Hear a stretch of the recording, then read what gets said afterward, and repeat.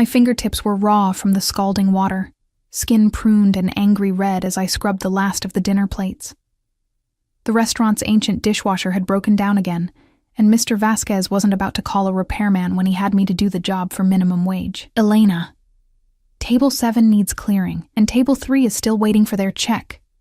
Marnie shouted over the clatter of the kitchen, her voice strained from a double shift. Coming, I called back, drying my hands on the stained apron tied around my waist. I glanced at the cracked watch on my wrist, 11:32 p.m. My feet ached in the second-hand sneakers I'd bought at the thrift store last month, the soles already wearing thin. 1 more hour until closing, and then the 30-minute walk back to my apartment. The night was going to be short, as usual, before my early morning shift at the coffee shop across town. The dining room of Bella Notte was dimly lit, attempting to disguise the peeling wallpaper and scuffed floors with shadows and the glow of cheap electric candles. Despite its wear, it was the most upscale restaurant in our neighborhood, the only place that served cloth napkins alongside plastic-covered menus. And tonight, something was different. I felt it before I saw it, an electricity in the air, a sudden straightening of servers' spines, hushed whispers as I pushed through the swinging door. A black SUV with tinted windows had just pulled up outside. Not just any SUV, a gleaming Escalade that looked as out of place on our pothole-ridden street as a diamond in a coal mine. 2 broad-shouldered men in dark suits emerged first, scanning the sidewalk with practiced precision before one opened the rear door. Clear the corner table, Marnie hissed at me, her eyes wide. Now, Elena. But there are people. Move them. Corner table by the window. Now. I hurried over to the elderly couple enjoying their tiramisu, apologizing profusely as I offered them complimentary drinks at a table by the bar. They looked confused, but didn't argue when Mr. Vasquez himself appeared, ushering them away with a nervous smile. The door chimed, and the restaurant fell silent. The man who entered wasn't what I expected. In my mind, power always came with bulk and brutality, like my stepfather's meaty fists or my last boyfriend's broad, threatening stance. This man was lean, elegant even, in a tailored charcoal suit that probably cost more than 6 months of my rent. His dark hair was streaked with silver at the temples, cut precisely, not a strand out of place, but it was his eyes that made my stomach clench. Obsidian dark, missing nothing as they swept across the room. Behind him trailed a boy, perhaps 7 or 8 years old, with the same midnight hair but softer features. The child's eyes were downcast, small shoulders hunched beneath an expensive navy sweater. One of the suited men, clearly security, stayed close to the boy, while the other positioned himself near the entrance. Corner table, Mr. Vasquez murmured to me, materializing at my side. Their usual orders will come out shortly. Just bring water for now. Bottled, not tap. Their usual? I whispered. Mr. Castellano and his son come once a month. Always the same order. Always the same table. Don't make eye contact with Mr. Castellano unless he speaks to you directly. Be attentive to the boy, but not overly familiar. My heart hammered against my ribs. Even I knew that name, Adriano Castellano. The papers never directly connected him to the organized crime that plagued our city. But everyone knew. The disappearances, the businesses that burned down after refusing protection, the judges who suddenly ruled in favor of certain development projects. His legitimate business empire was just the surface. Construction companies, import-export firms, high-end nightclubs downtown, and now I was supposed to serve him water. Bottled, not tap. I gathered 3 crystal glasses and a bottle of San Pellegrino on a tray, my hands trembling slightly as I approached the table. The security detail watched my every move. "Good evening," I said softly, placing a glass before each person. The boy didn't look up as I set his water down. "Mr. Castellano gave me a brief nod, his attention focused on his phone. The boy fidgeted in his seat, small fingers tracing patterns on the tablecloth. As I carefully poured the sparkling water, I noticed something I hadn't seen from across the room.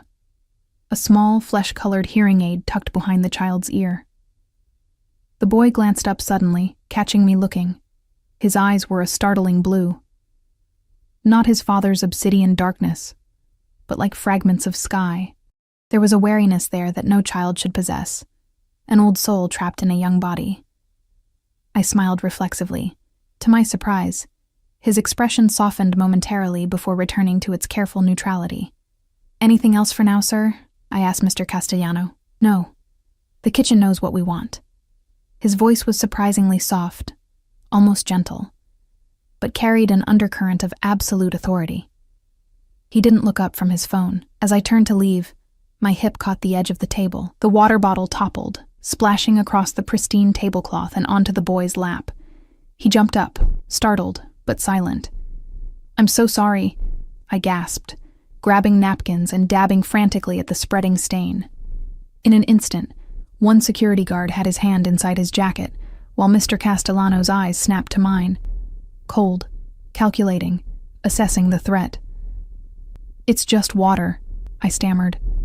"I'm so sorry, I'll get more napkins." The boy tugged at his father's sleeve, his hands moving in quick, fluid motions, sign language. Mr. Castellano's expression remained impassive as he responded with his own signs, his movements precise and controlled. "Get the boy a clean napkin," he instructed me, his tone even. "And be more careful." I nodded, backing away and rushing to the kitchen.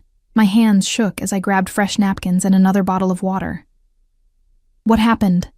Marnie demanded. "I spilled water on the kid," I whispered, my voice cracking. "The Mafia boss's kid." Her face paled. "Elena, it's fine. It was just water."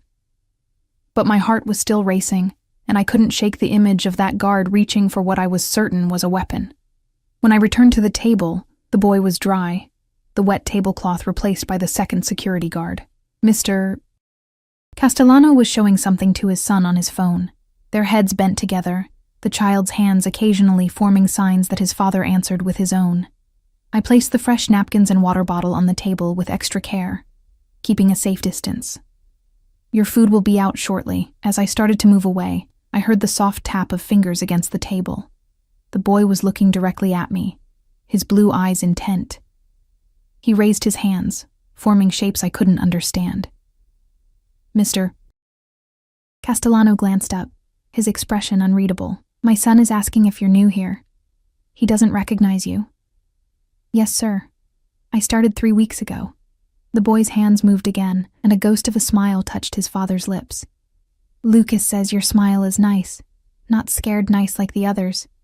I blinked in surprise. "Thank you, Lucas. That's very kind." Lucas's eyes lit up when I addressed him directly. He signed something else, quicker this time. "He wants to know your name, Mr.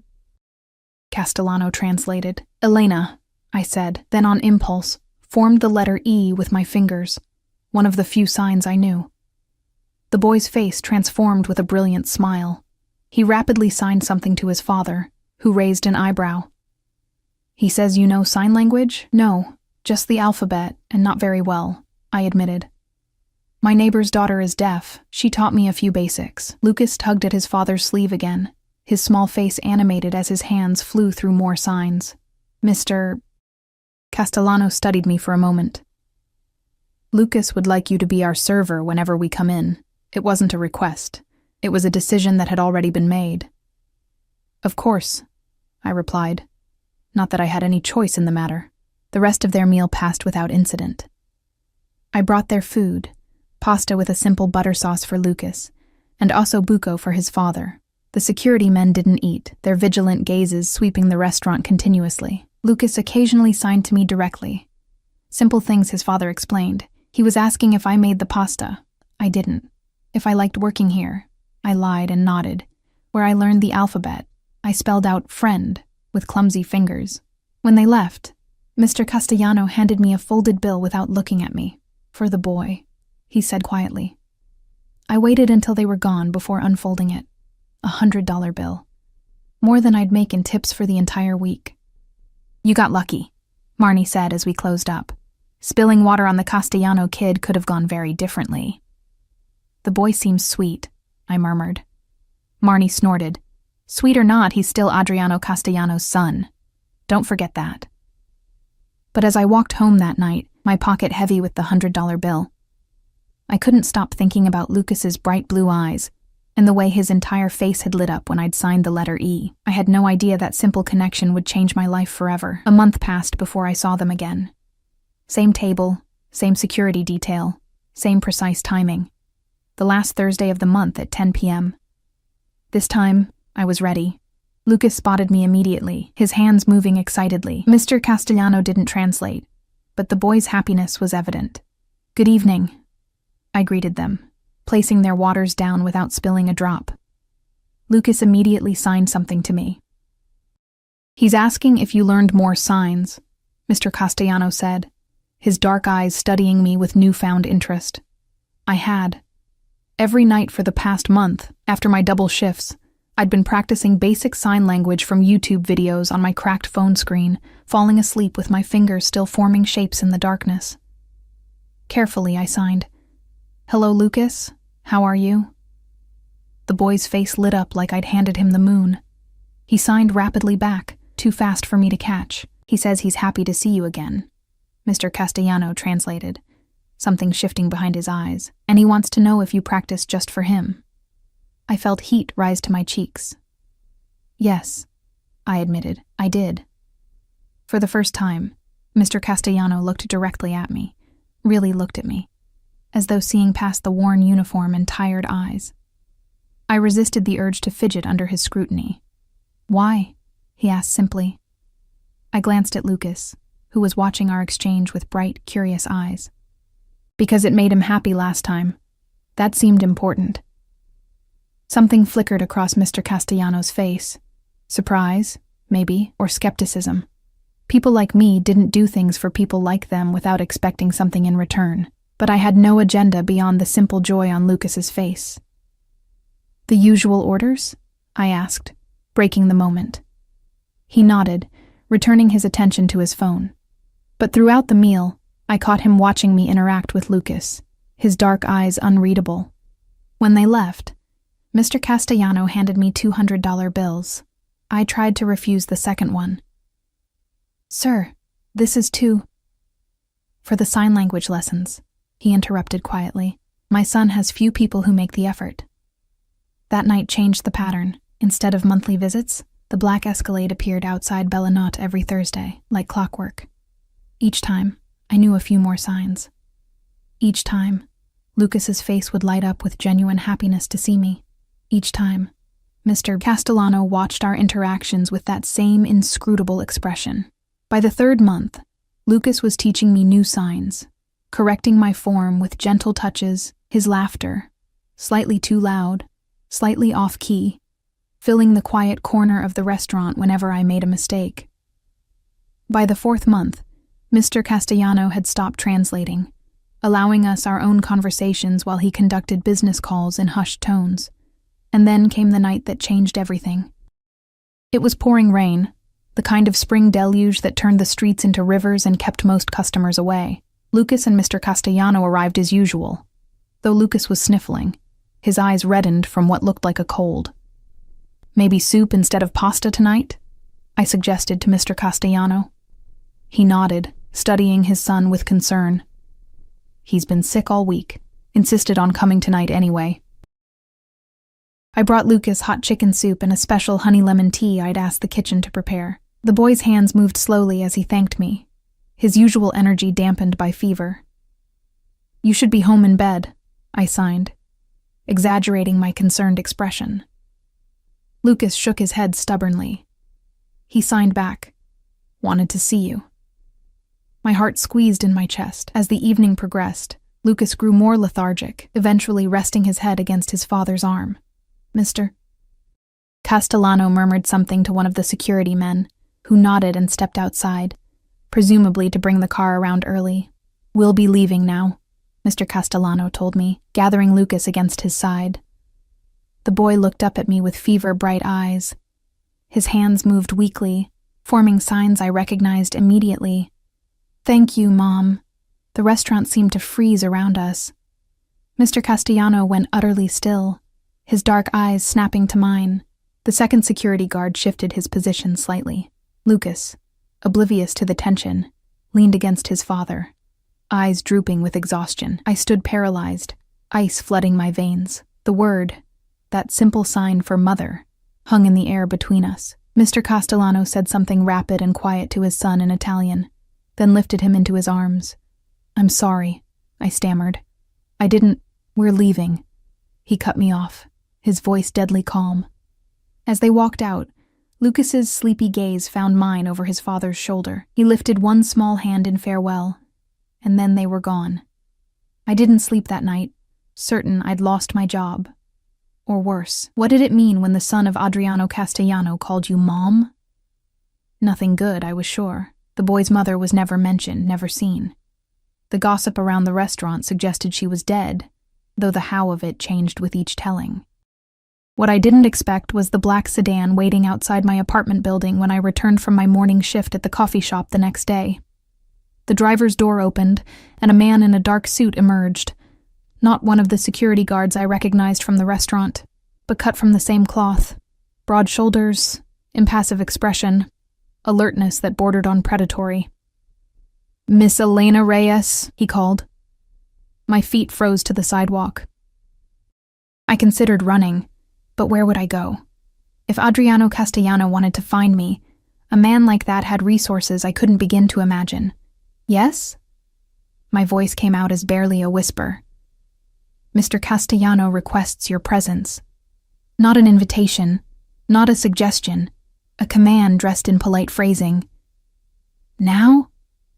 I clutched my bag tighter against my side, feeling the weight of my pepper spray, a useless defense against whatever might be coming. "Yes, miss." He opened the rear passenger door and waited. I took a shaky breath. "Do I have a choice?" His expression didn't change. "Mr. Castellano was very specific about bringing you. It concerns Lucas." Lucas. The sick little boy with sky-blue eyes who had called me Mom. Whatever trouble I was in, I couldn't refuse if it involved him.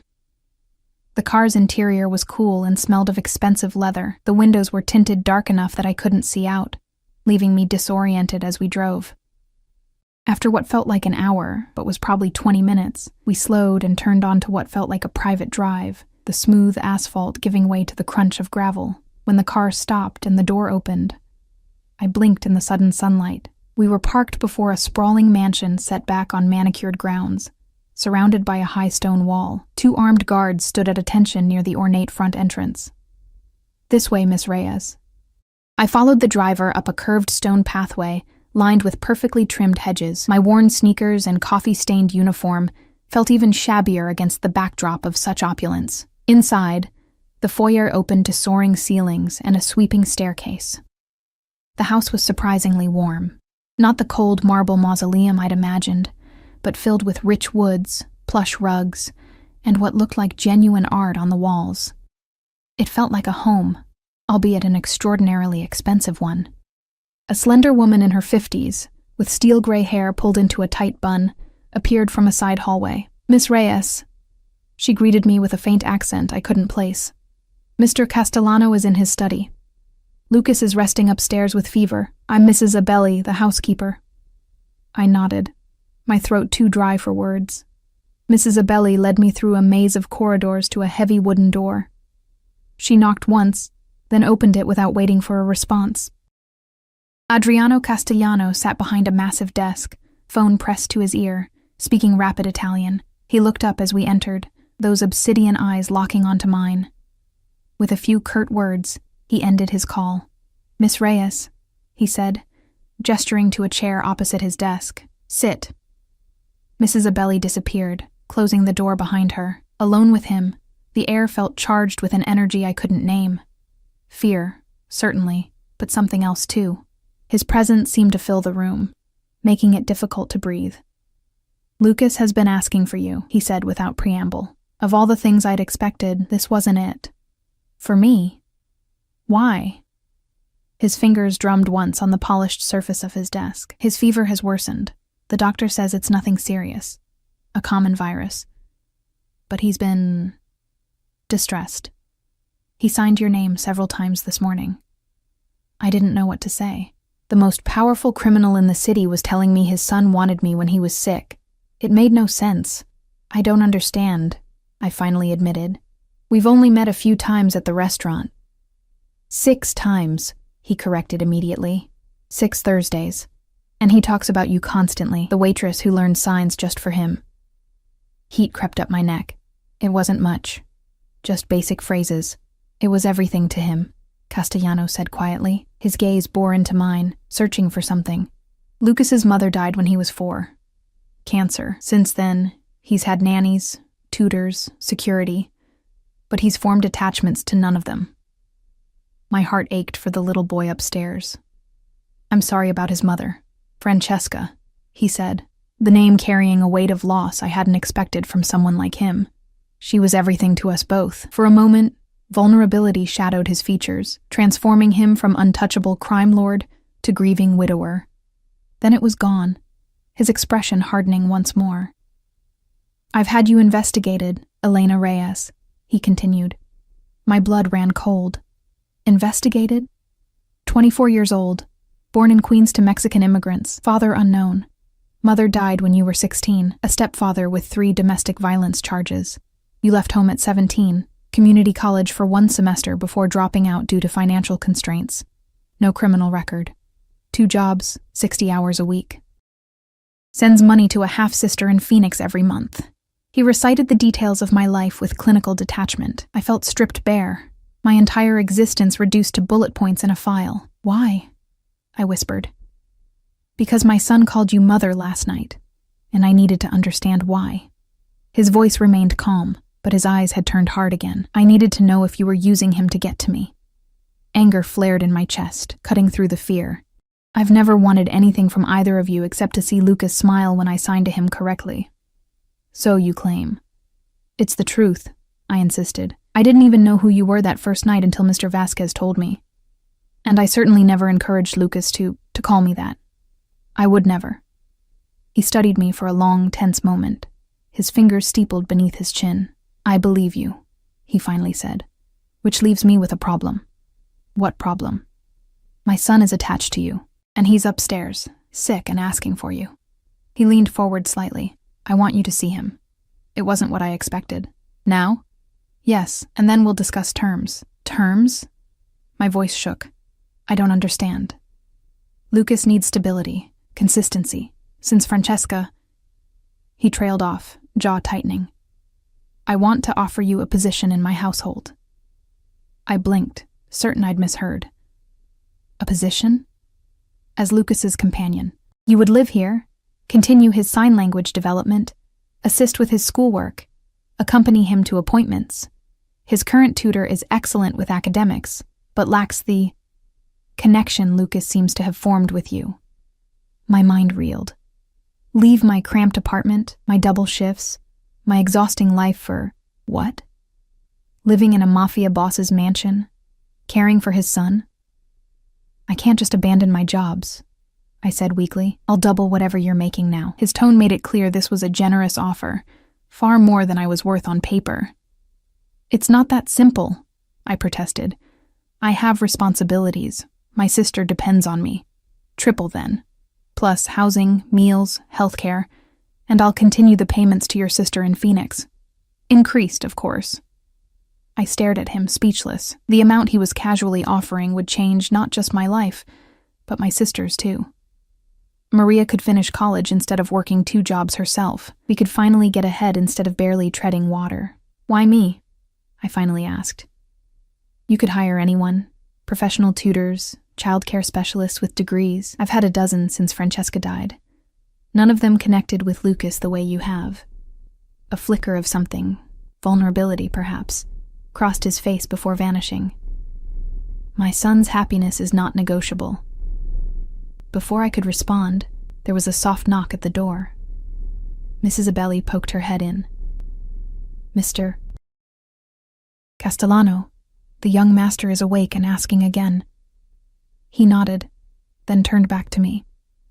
Will you at least see him today? We can discuss the position after. This, at least, I could agree to, of course. We climbed the grand staircase to the 2nd floor, where a wide hallway led to what was clearly the family wing of the house. 2 security men nodded respectfully as we passed. Lucas's room was a child's paradise. Spacious, with walls painted a soft blue and decorated with stars that probably glowed in the dark. One corner held a professional-grade telescope pointed at the window. Another wall was lined with bookshelves stuffed with volumes in multiple languages, a gaming area with the latest consoles, a study area with a computer and art supplies. But the luxury faded to the background when I saw Lucas himself, small and pale against his pillows, an iPad abandoned at his side. His eyes lit up when he saw me, then immediately darted to his father, uncertainty replacing joy. "Look who's here to see you, campione," Mr. Castellano said, his voice gentling in a way I hadn't heard before. Lucas's hands moved rapidly in sign, too fast for me to catch. "Yes, she came because you asked for her," his father replied, signing simultaneously. The boy looked back at me, his expression a mixture of disbelief and hope. Slowly, his fingers formed signs I recognized. "You came." I moved closer to his bedside and carefully signed back. "Of course. I heard you were sick." His smile was like sunshine breaking through clouds. He patted the edge of his bed, inviting me to sit. For the next hour, I sat with Lucas, signing simple conversations, looking at a picture book he wanted to show me, letting him teach me new words. His father remained in the room, sometimes on his phone handling business in hushed tones, sometimes watching us with that same unreadable expression. Lucas's energy began to flag as his medication made him drowsy. As his eyes started to close, he suddenly gripped my hand. His fingers moved slowly, deliberately forming the sign that had caused such tension the night before. "Mom." I froze, eyes darting to Mr. Castellano, who had gone very still by the window. Lucas's gaze followed mine to his father, and something passed between them, a silent communication built from years of understanding each other. The boy's face crumpled slightly, and he signed something I couldn't follow. Mr. Castellano moved to his son's side, brushing dark hair from his forehead with unexpected tenderness. "We'll talk about it later, campione. Rest now." As Lucas's eyes drifted shut, Mr. Castellano gestured for me to follow him out. In the hallway, he closed the door softly behind us. "I should explain," he began, his voice low. "When Lucas called you Mom last night, it was the first time he's used that sign for anyone since Francesca died." My breath caught in my throat. The weight of his words settled on my shoulders, heavy, significant. "I didn't know," I whispered. "I would never intentionally—" "I understand that now," Mr. Castellano said, cutting me off with a raised hand. "Initially, I thought perhaps you had encouraged it, seeking some advantage. I wouldn't do that to a child," I said, anger flickering through my uncertainty. "Especially not one who's lost his mother." He studied me with those penetrating dark eyes. "No, I don't believe you would, which makes my proposal more urgent." He led me to a sunlit sitting room down the hall, with plush sofas and a wall of windows overlooking immaculate gardens. A crystal decanter and glasses sat on a side table. He poured himself a measure of amber liquid but didn't offer me one. "Lucas attends a private school for deaf children 3 days a week," he explained, rolling the glass between his palms. "The other 2 days, tutors come to the house.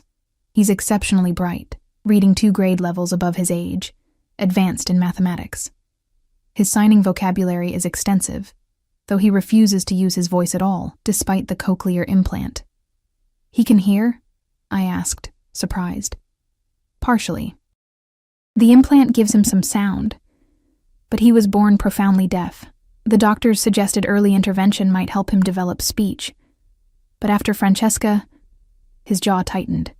"He stopped trying, refused to work with the speech therapists." I nodded slowly. "And what exactly would my role be?" "You would accompany him to school as his personal aide, assist with homework, continue building his confidence, and yes, be a maternal figure without replacing Francesca." He met my eyes directly. "I won't lie to you, Elena. I'm asking a great deal. For a great deal of money," I countered softly. His mouth curved in what might have been a smile. "Yes, I believe in fair compensation, and if it doesn't work out, if Lucas decides he doesn't want me around anymore, or if I'm not what he needs, then we part ways, with a generous severance package." He set his untouched drink down, "But I don't think that will happen. My son chose you, Elena, and I've learned to trust his instincts." There was something he wasn't saying, something beneath the surface of this conversation that I couldn't quite grasp. Why me, really? A waitress with no qualifications beyond basic sign language and a kind smile? There must be 100 women better suited for this position, I said, voicing my doubt. Perhaps. But none of them made my son sign the word mother for the first time in 3 years. He leaned forward slightly. Do you know what Lucas told me just now, when you saw him sign that word again? I shook my head. He said, she smiles like mom, not sad for me. Castellano's voice remained steady, but something flickered in his eyes. Most people who learn of Lucas's deafness look at him with pity. You never did. From that first night, you treated him like any other child. I remembered the first evening, Lucas's bright eyes when I'd spelled my name. Had it been that simple, just treating him normally? I need time to think about this, I finally said. It's a major life change, of course. He reached into his jacket and produced a business card, heavy cream stock with just a phone number embossed in black. Take 24 hours.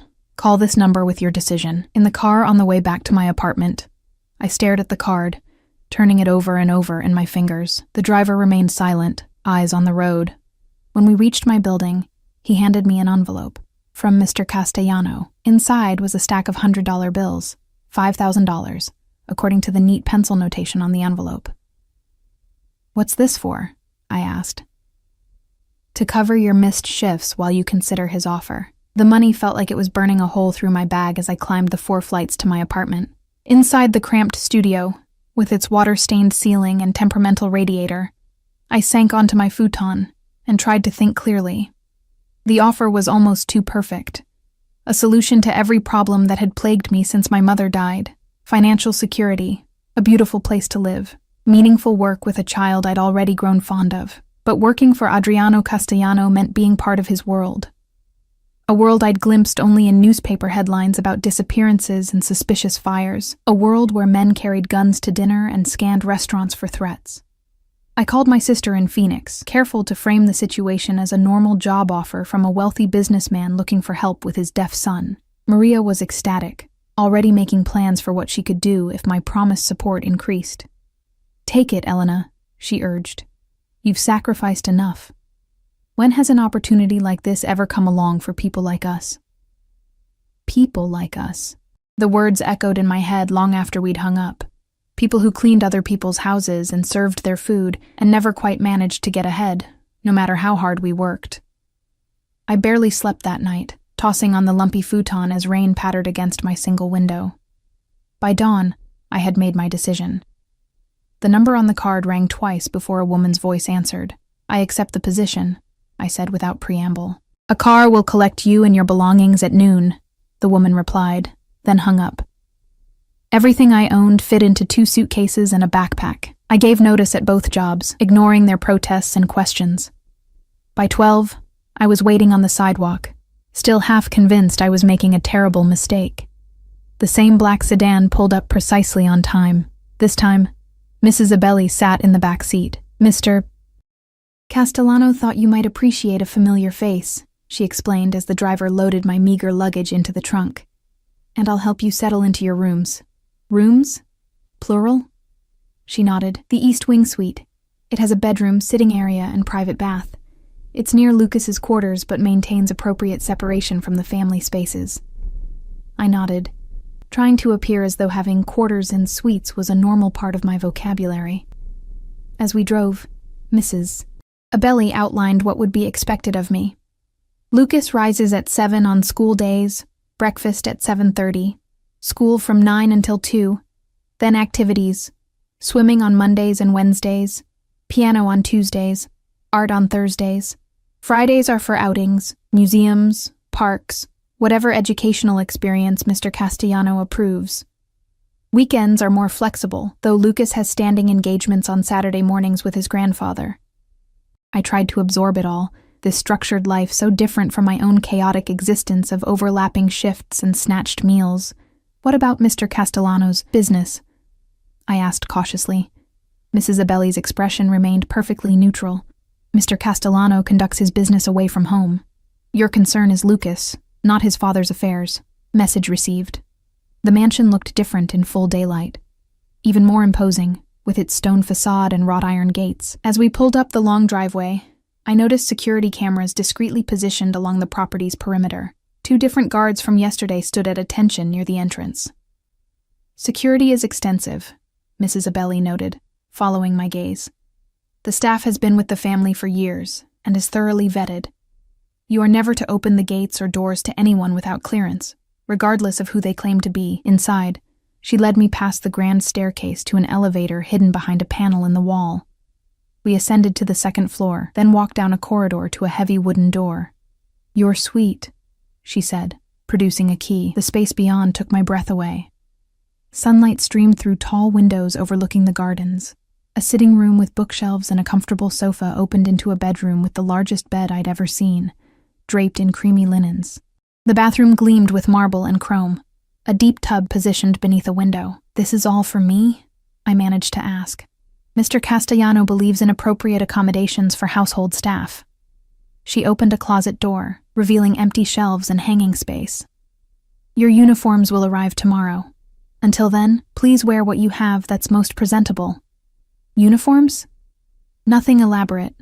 Slacks and blouses for daily wear, a few dresses for formal occasions. Mr. Castellano hosts business dinners monthly." I set my backpack on a velvet ottoman, feeling wildly out of place. "When do I start my duties? Lucas knows you're arriving today. He's been quite excited." For the first time, a hint of warmth entered Mrs. Abelli's voice. "He's in the library now with his tutor, finishing mathematics. You'll join them for his afternoon snack at 3, giving you time to settle in." After she left, I unpacked my pitiful belongings, which barely filled one drawer in the massive dresser. The clothes I'd thought perfectly acceptable at my apartment now looked shabby and worn against the luxury surrounding me. At precisely 3 o'clock, Mrs. Abelli returned to escort me to the library. The cavernous room had floor-to-ceiling bookshelves on 3 walls, with rolling ladders to reach the highest volumes. A massive stone fireplace dominated the 4th wall. Lucas sat at a table with a middle-aged woman who was signing equations to him. When he saw me, his entire face lit up. He jumped from his chair and ran to me, throwing his small arms around my waist in a fierce hug. I felt my heart melt as I returned his embrace. Over his head, I saw his tutor watching with undisguised curiosity. Lucas pulled back, his hands flying in excited signs. "You came to stay. Dad said you would live here now." I nodded, carefully signing back. "Yes, I'm here to help you." "This is Miss Chen," he signed, pointing to his tutor. "She's boring but smart."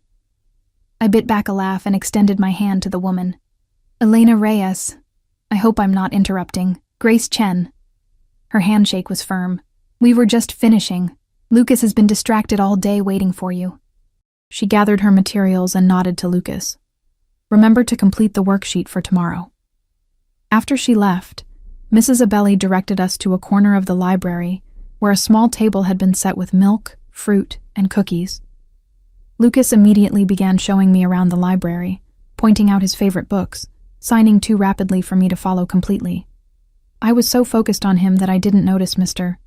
Castellano's arrival until Lucas's expression changed, his hands pausing mid-sentence. "I see you've settled in," Mr. Castellano said, his deep voice startling me. Lucas ran to his father, signing rapidly. Mr. Castellano's stern face softened as he responded to his son, one large hand gently resting on the boy's shoulder. "Lucas is telling me he's already planning your activities for the week," he translated, his dark eyes meeting mine. "I hope you're prepared for his enthusiasm." "I'll do my best to keep up," I replied, watching their interaction with fascination. The fearsome man I'd served at the restaurant transformed completely when with his son, his signs fluid and expressive, his face animated in a way I'd never seen before.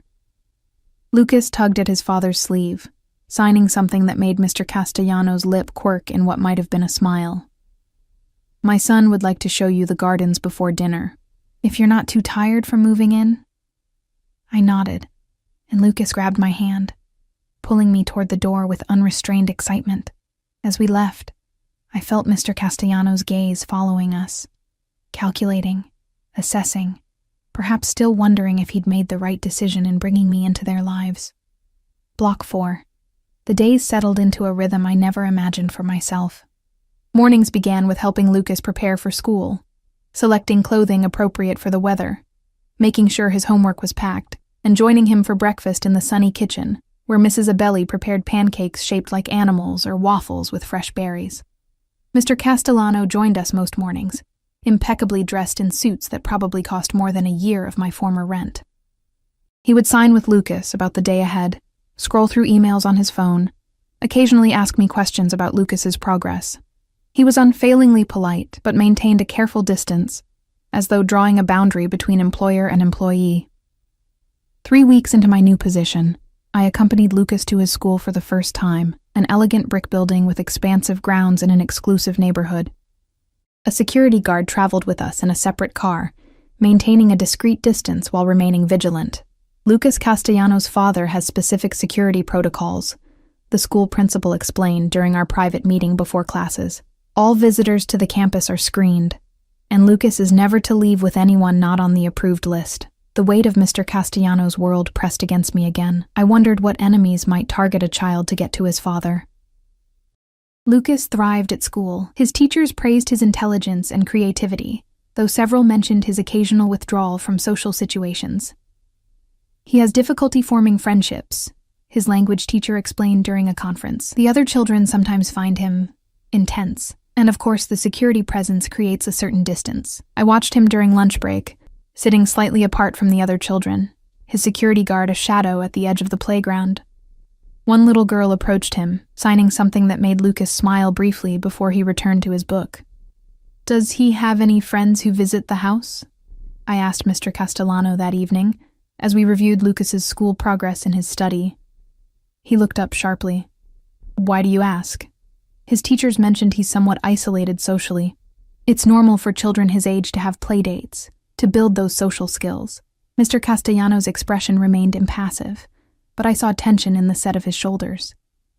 Security considerations make casual socializing complicated. "He's a child," I said softly. "He needs more than tutors and security guards in his life." Something flashed in his eyes, anger, perhaps, or defensiveness. Then it was gone, replaced by that calculating look I'd come to recognize when he was weighing options. "There are 2 children of my associates who might be suitable. I'll make arrangements." I nodded, expecting the conversation to end there. Instead, he surprised me. "What else have you observed about my son that I should know?" The question caught me off guard. "He's incredibly kind," I said after a moment. "He leaves food for the birds every morning. He notices when Mrs. Abelli seems tired and makes her origami flowers to cheer her up. He's teaching me sign language with more patience than most adults would have." Mr. Castellanos' expression softened, almost imperceptibly. Francesca was like that, noticing small details about people, remembering their preferences. He paused. "What else?" "He's lonely," I said honestly. "He watches you constantly, trying to gauge your reactions. He treasures any moment of your attention." His jaw tightened. "I provide everything he could possibly need, except time," I said, then immediately regretted my boldness. Who was I to critique how Adriano Castellano raised his son? But instead of anger, I saw something like guilt flash across his face. "My business requires—" "I understand," I interrupted quickly. "I'm sorry. It wasn't my place to—" "No," he cut me off. "You're here to advocate for Lucas. Don't apologize for doing your job." He was silent for a moment, then added, "I'll clear my schedule on Sunday. Perhaps the 3 of us could visit the botanical gardens. Lucas has been studying plant ecosystems." "He'd love that," I said, surprised and pleased. The Sunday outing marked a turning point. Lucas was ecstatic to have his father's undivided attention, proudly showing off his knowledge of different plant species, his hands flying in excited signs.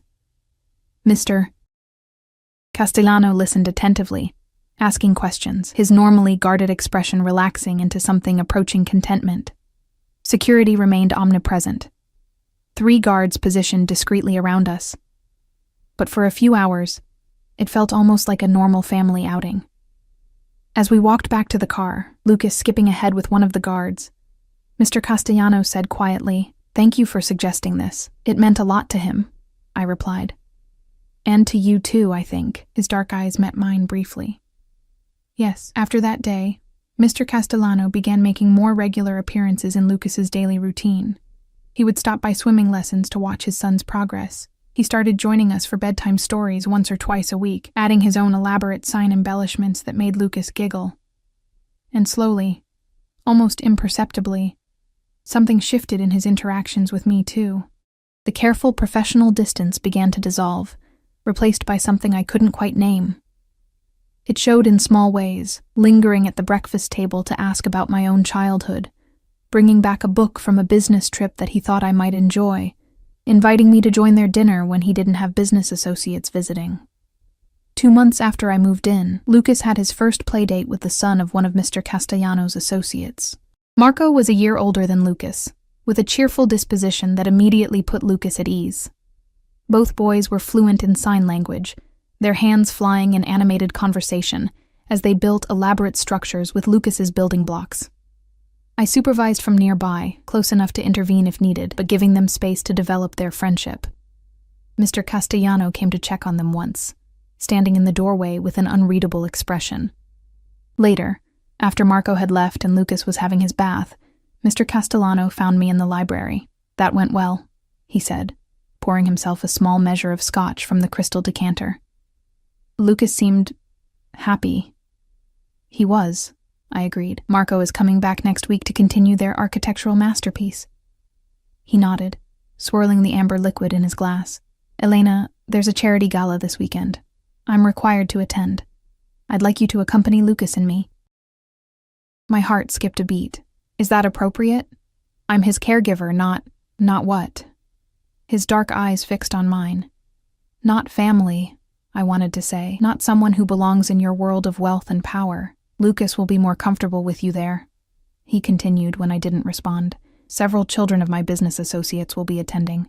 It's an opportunity for him to socialize in a controlled environment. Of course. This was about Lucas, not me. I don't have anything suitable to wear to a charity gala. That's easily remedied. I'll have my personal shopper bring selections tomorrow. The personal shopper arrived with racks of designer dresses, shoes, and accessories that probably cost more than I'd earned in my entire life. Under her expert guidance, I selected a midnight blue gown with a modest neckline and flowing skirt, simple enough not to draw undue attention, but elegant enough for the occasion. The night of the gala, Mrs. Abelli helped me with my hair, twisting it into an elegant updo that made me look like a stranger in the mirror. Lucas beamed when he saw me, signing that I looked like a princess. Mr. Castellano's reaction was more difficult to read. When I descended the stairs, he went completely still, his dark eyes tracking my movement with an intensity that made my skin flush. Acceptable?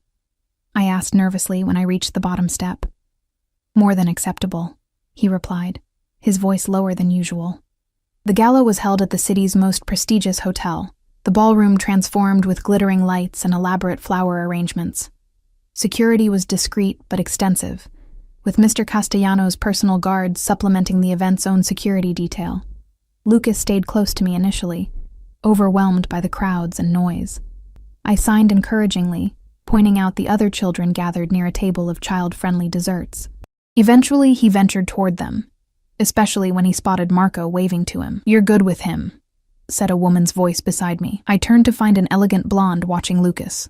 Most caregivers would be hovering, not giving him space to navigate on his own. "He needs to build confidence," I replied cautiously.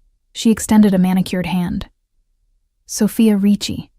My husband works with Adriano." I introduced myself, increasingly aware of the curious glances being cast our way. I'd noticed the whispers when we'd arrived, the speculative looks from the women, the assessing ones from the men. "So you're the mysterious Elena," Sophia continued, sipping champagne. "You've become quite the topic of interest in certain circles." My stomach tightened. "I'm just Lucas's aide," her perfectly shaped eyebrow arched. "Adriano Castellano doesn't bring just aides to events like this." She leaned closer. "Be careful, dear. Adriano's world is more complicated than it appears, even from the inside." Before I could respond, Mr. Castellano appeared at my side, his hand coming to rest at the small of my back. "Elena, there are some people I'd like you to meet." Sophia stepped back with a knowing smile. We were just getting acquainted. Lovely girl, Adriano. Throughout the evening, Mr. Castellano kept me close, introducing me to business associates and their wives, his hand occasionally returning to the small of my back as he guided me through the crowd. Each touch sent warmth spreading through me, a reaction I tried desperately to ignore. These people were polite, but calculating, their questions probing for information about my background, my relationship with the Castellanos. I kept my answers simple, focusing on Lucas whenever possible. You're handling this well, Mr. Castellano murmured, as we watched Lucas playing a game with the other children, security guards positioned strategically nearby. These events can be challenging. Everyone's been very welcoming, I lied politely. His mouth curved slightly. They're curious. I rarely bring anyone into my personal life. The way he said it made something flutter in my chest. Before I could analyze the feeling, Lucas ran over, signing excitedly about a magic show that was about to begin in a separate room for the children.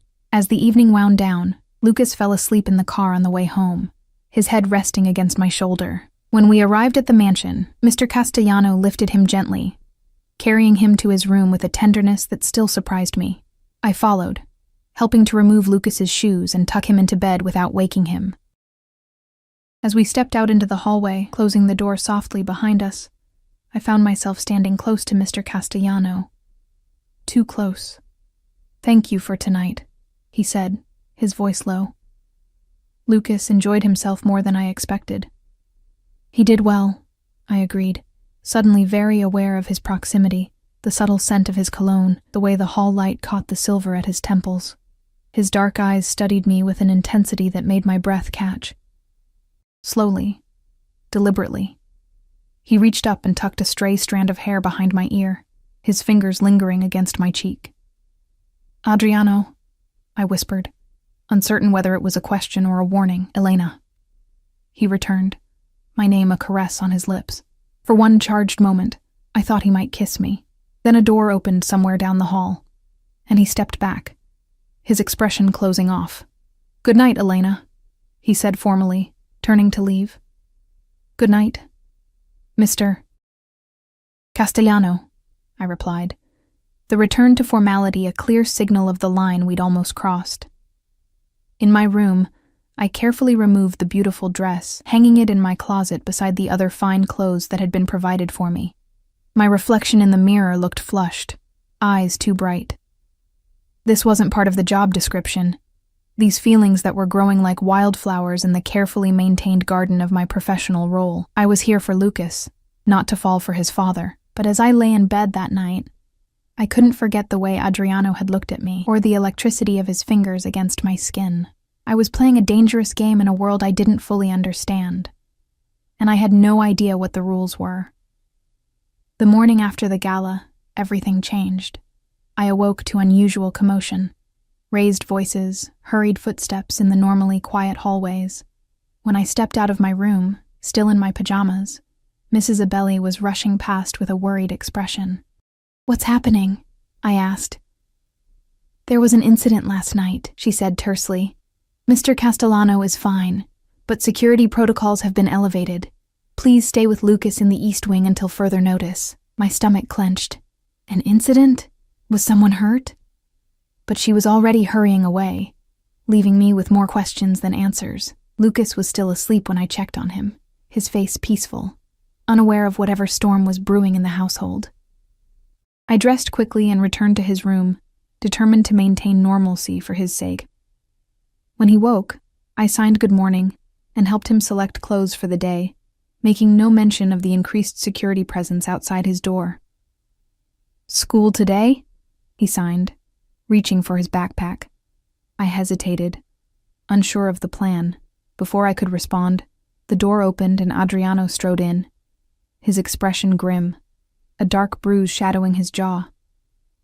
My breath caught at the sight. Lucas ran to him, his small hands reaching up to touch his father's face, eyes wide with concern. I'm fine, Campione, Adriano signed, kneeling to Lucas's level.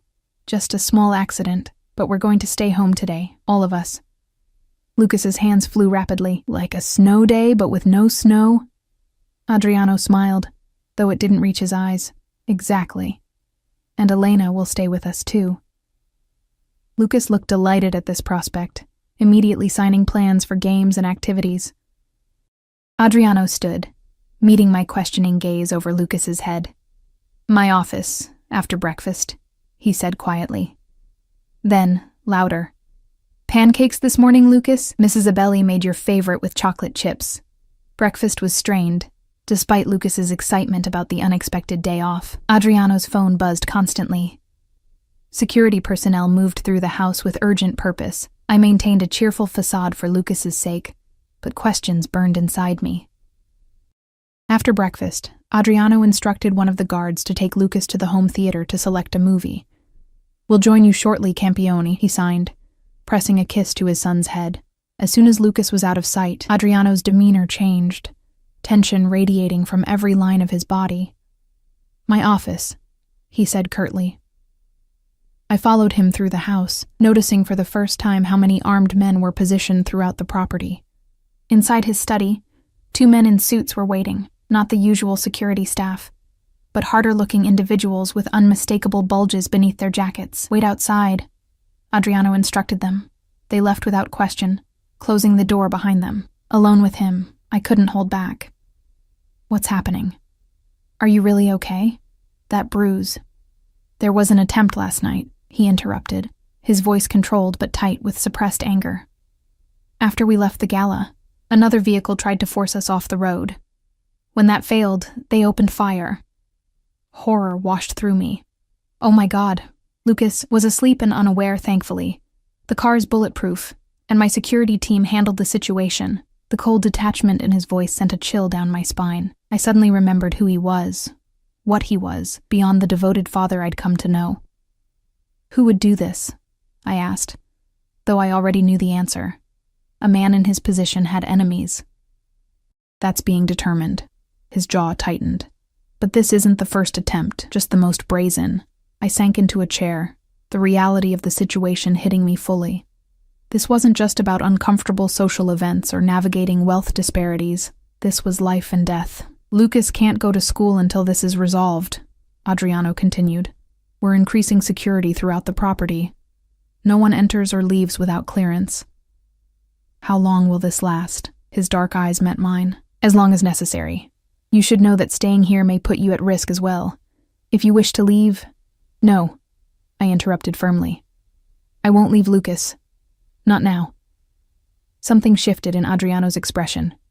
Relief, perhaps, or gratitude. Thank you, he said simply. The next 2 weeks passed in tense isolation.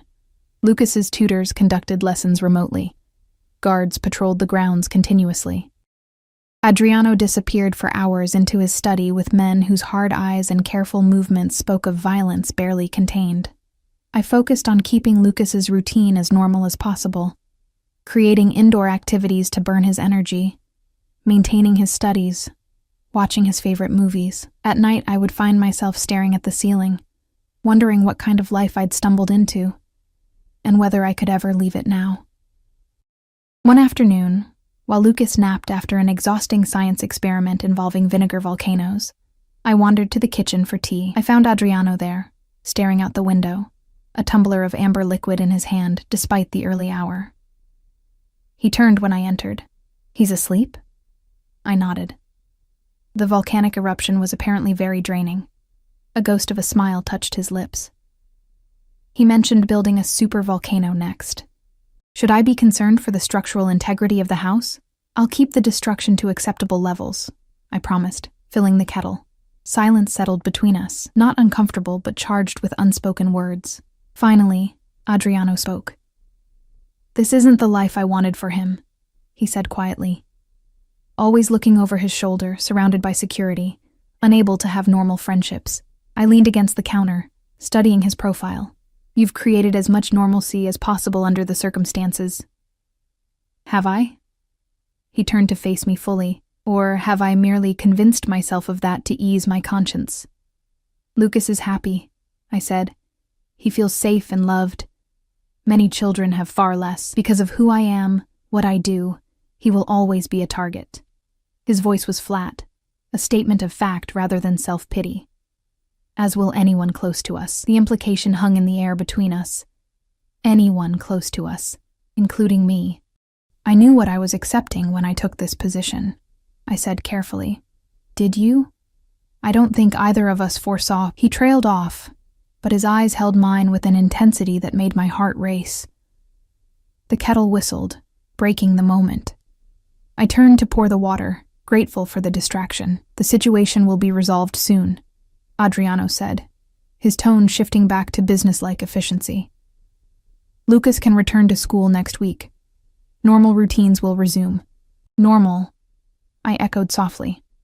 But I was beginning to understand that in Adriano Castellano's world, normal was a luxury rarely afforded. True to his word, within days the security presence began to diminish.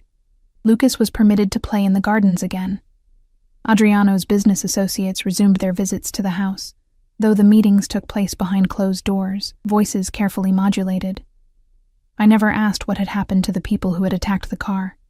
Some questions were better left unasked in this world. As promised, Lucas returned to school the following Monday, though with doubled security. Life settled back into its rhythm, but something had fundamentally changed.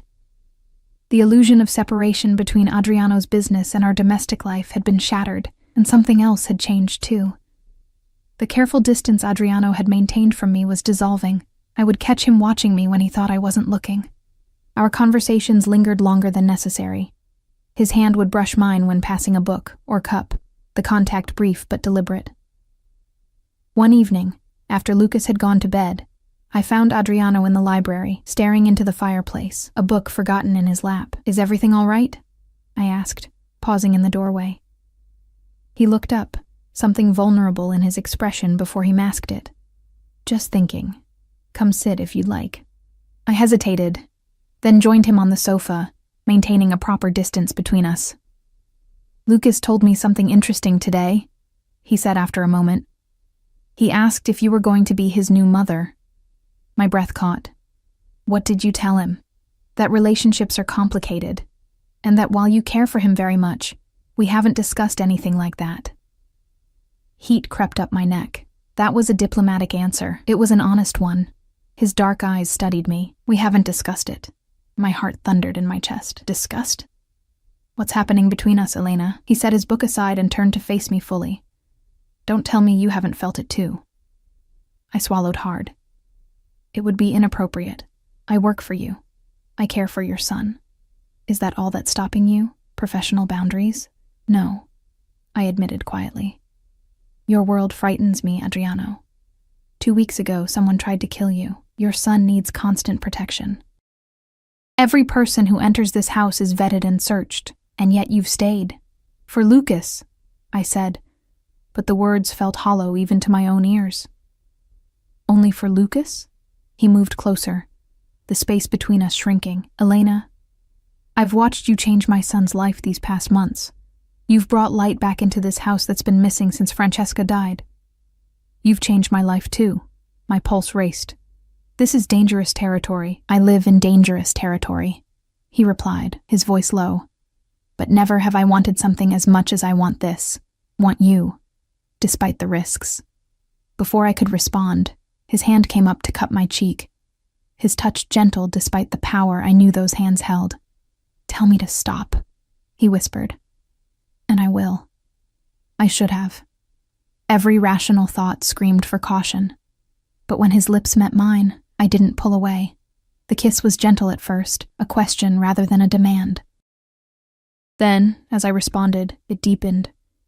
Years of his carefully controlled emotions breaking through the surface. My hands found their way to his shoulders, feeling the solid strength beneath his shirt. When we finally broke apart, both breathing heavily, reality came crashing back. I pulled away, standing abruptly. "We can't do this," I said, wrapping my arms around myself. "Lucas already sees me as a mother figure. If this goes wrong, and if it goes right," Adriano challenged, rising to stand before me.